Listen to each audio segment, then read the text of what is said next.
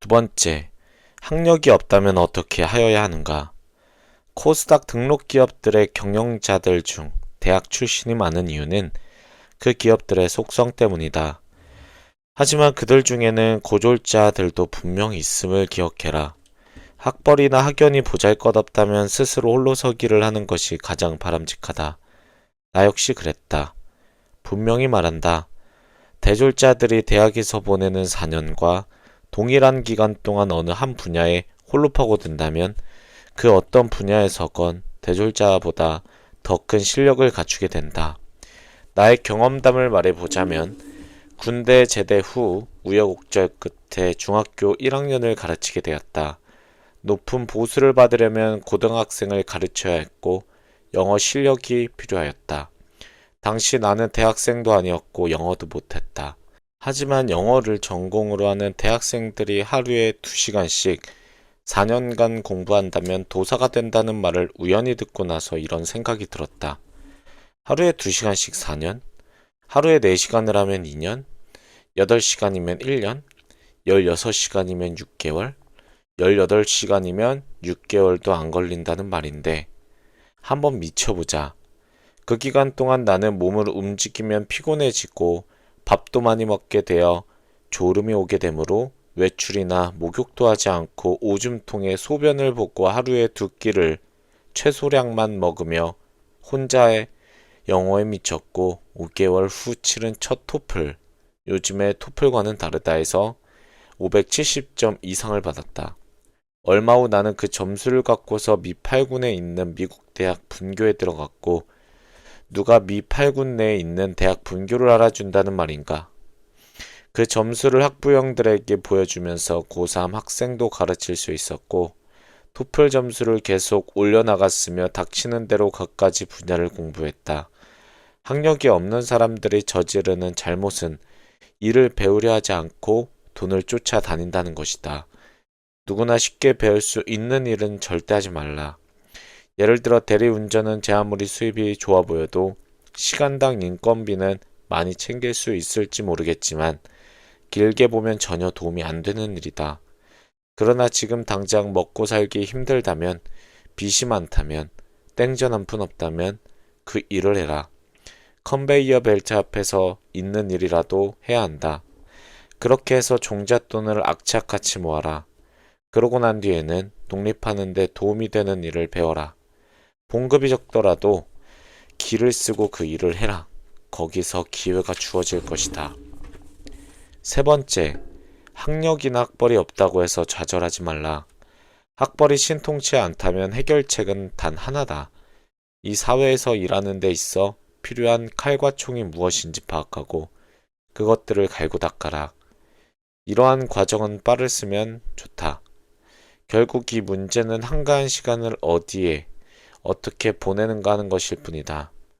일상에 쫓겨 시간이 모자란다면 과감히 6개월 이상을 그 일상에서 벗어나라. 휴학도 좋고 휴직도 좋다. 백수라면 더 좋다. 어딘가에 틀어박혀서 그 누구와도 만나지 말고 배우고자 하는 분야에 100% 미쳐라. 밥 먹는 시간도 아깝게 생각해라. 많이 먹으면 졸음이 온다. 라면 한 개도 많다. 그냥 씹어 먹어라. 그리고 스스로 독립하거나 중소기업 같은 작은 조직에 들어가는 것이 좋다.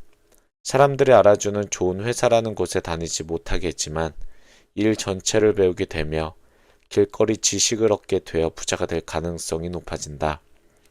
대만이 중소기업의 천국인 이유는 직원들이 일을 배워 자꾸 독립하기 때문이다. 극복해야 하는 것은 체념과 게으름이다. 네 번째, 학벌이 좋건 나쁘건 부자가 되려면 세상 사람들이 돈을 놓고 벌이는 게임을 충분히 이해하여야 한다. 그 게임에 대해 문외한이라면 아동도서 펠렉스는 돈을 사랑해 같은 쉬운 책부터 읽어봐라. 하루에 3시간 이상 자기를 위한 투자에 사용하라. 학벌이나 학력이 없어 성공하지 못한다는 말은 게으른 사람들의 핑계일 뿐이다. 중고교 시절에 학급 석차가 계속 밑바닥이었고 그 어느 과목도 잘하는 것이 없었으며 지능이 평균보다 10% 이상 아래인 경우에는 반복적인 경험을 통해 숙련도와 몸값이 조금씩 증가될 수 있는 일을 하는 것이 좋고 날파리들을 조심하여야 한다. 학벌 좋은 사람들이 알아야 할 것.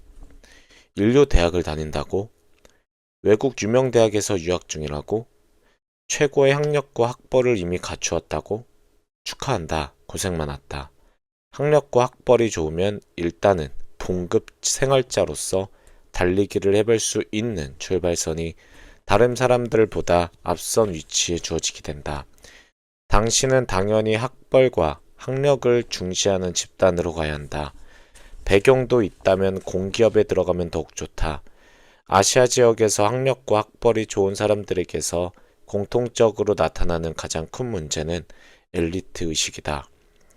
한국이건 일본이건 교육 방식은 암기식 위주이다.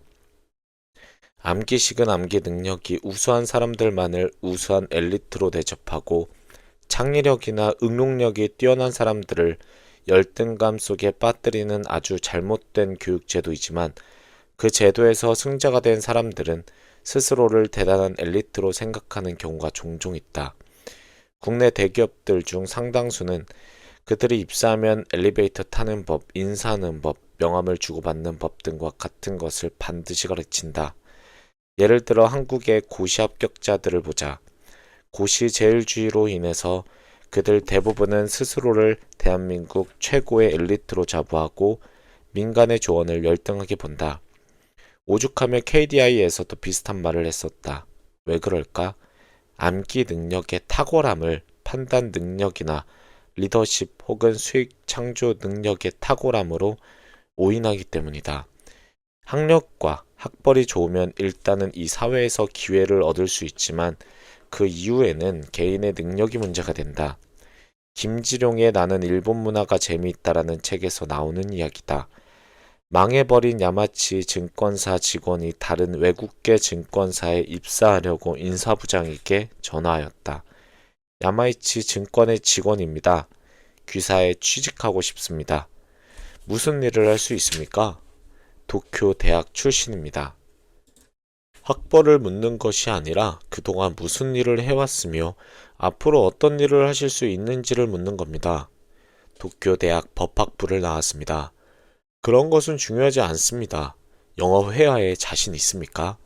영어는 못하지만 도쿄 법대를 나왔습니다. 파생 상품에 대해서 잘 아십니까? 그런 것은 잘 모르지만 도쿄대 법대를 나왔습니다. PC는 다룰 수 있습니까? 그런 것은 잘 모르지만 도쿄대 법대를 나왔습니다. 도쿄대 얘기는 빼고 얘기합시다. 그 남자는 말이 없다가 전화를 끊었다고 하며 신문에 실린 실화라고 한다. 나도 비슷한 경험이 있다. 90년대 중반 한국에서 어느 대학원 졸업자를 면접하였을 때 있었던 일이다.